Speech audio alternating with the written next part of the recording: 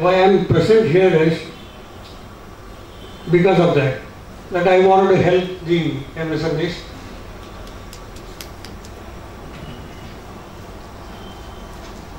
And we did so many programs to help our vendor base. Most of them are MSMEs. Almost about 90-95% of them are MSMEs. And if I can flick out some statistics, out of the 20,000 crores what we buy, almost about 12,000 crores are coming from MSMEs. So we clearly understand the strength of our supply chain lies in the MSMEs, and that strength gets built up only because of our intervention and we helping them as an OEM. We understand that very clearly. And because of that understanding, that we launched so many programs from, not only from Ashok Leyland as an OEM, I try to use all the forums available. One such forum is NIQR and another forum is this. And I would like to take part in any other forum which is going to help the MSMEs.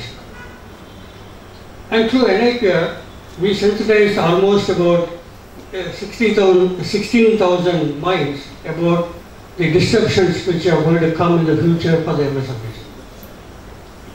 I don't know how many of you understand the disruptions when I say the word disruption. There are two major disruptions which are coming. One is the electric vehicle, another one is the Industry 4.0. That is nothing but smart manufacturing. As an MSME, as a OEM, my advice to all the MSMEs, start thinking about these two disruptions which are going to affect all of us, not only the MSMEs. One is the electric vehicle, which that's the first disruption which is going to come. Many of the companies have to reinvent themselves. I don't know how many of you understand the electric vehicle implications. The whole of the IC engine is going to go out.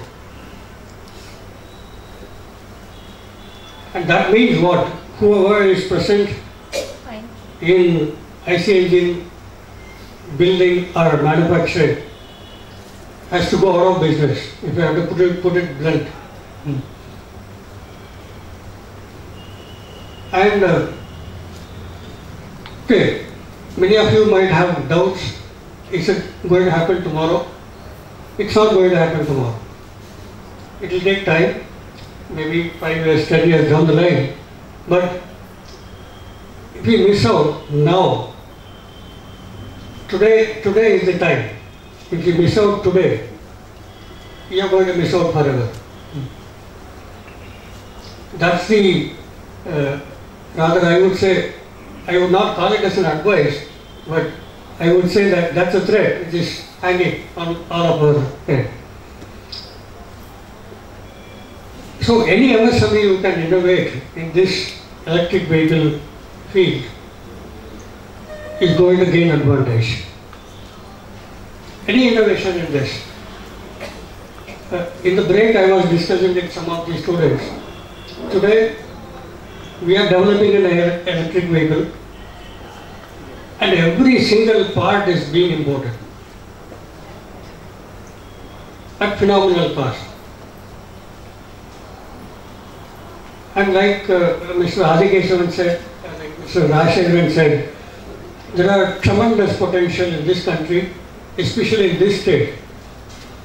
We can innovate. So put all your brains and develop products which will help building electric vehicles indigenously in India.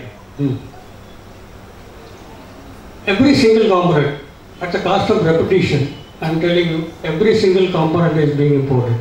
Be it a battery, be it a simple connector. There are no supply base in India for this. So put all your minds together. I am very sure, okay, if you put all our minds together, we can overcome this challenge. And we can become a country with indigenously developed electric vehicles.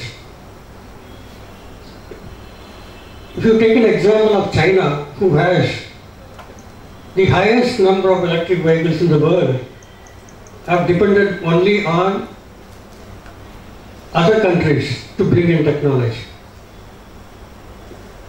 Many of you know about China, how they deal with the business, and they invite you as a technical partner. After that, you will be checked out.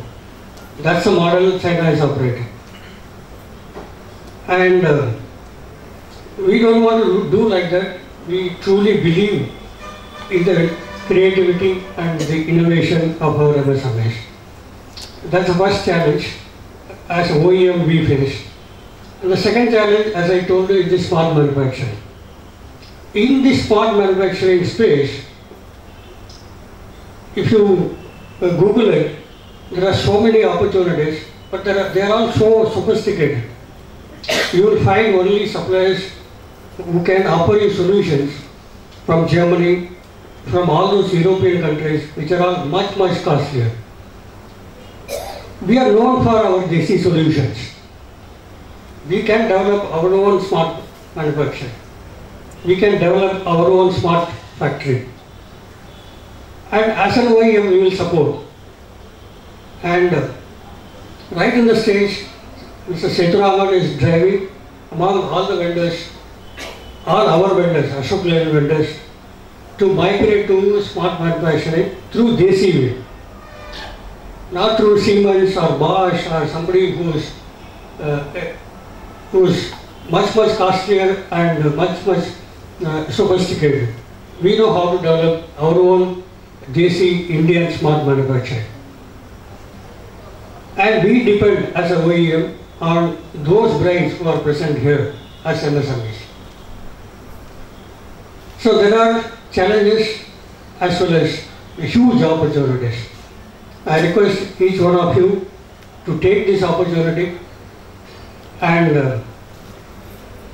as Mr. Rajshekharan said, develop this state, develop this country. Thanks a lot.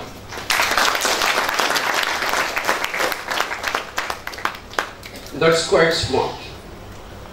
Specific, measurable, achievable, realistic and time-bound.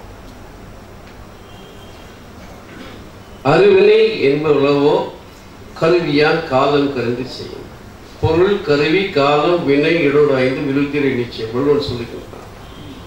என்ன செய்ய போறீங்க? பொருள் கருவி என்ன? Equipment or instrument. கருவி காலம் timing, வினை என்ன? ப்ராசஸர். ஐஎஸ்ஓ பொருள் அது. பொருள் கருவி காலம் வினை இடம் எந்த இடத்துல பண்றீங்க? ரொம்ப important. Wonderfully talked about disruption. Disruption is nothing like young boys are there, still I can take liberty of seeing. If you see somebody who is wearing a good dress, you are disturbed, I want to have it. That is disruption. Today postcard is not there. That's because of disruptive technology. Nobody thinks what you have seen, like you got a pager, something was there for 10-15 years, I remember. I was also having a pager, it's not there. Because of disruptive technologies, new technology is coming, and your life become more sophisticated, more useful, more friendly, and you can earn more, produce more. That's the disruptive technology. So over to, we request, before hearing from Dr. Surana sir, he is Associate Chairman. Before hearing him, we will have Honorable Mustafa Shah Hanali, Consulate General of Malaysia, a few words of appreciation and blessings for that.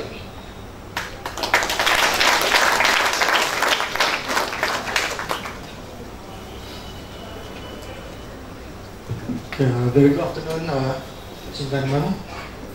Welcome. First, I would like to thank the Confederation of Indian Micro, Small and Medium Enterprises. If I proceed, I would like to introduce myself. My name is Muzaffar Shah bin Hanafi.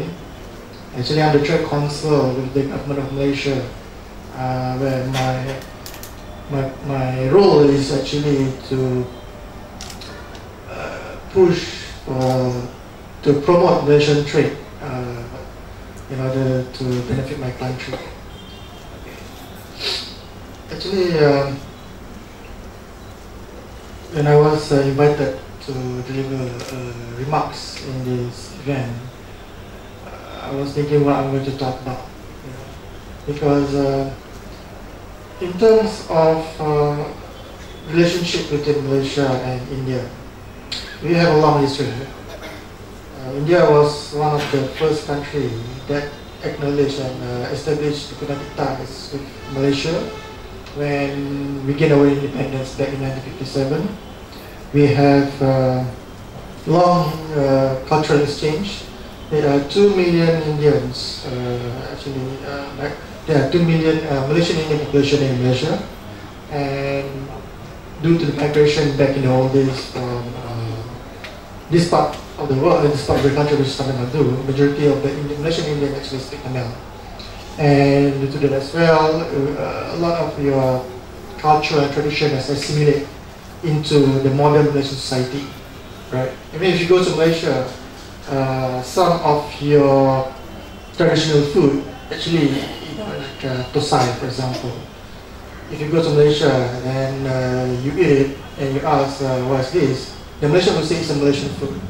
They will know that actually it's originated from India, because we all of us, the Malays, the Chinese, the version of the Malaysian engineers all grew up with all this Indian food.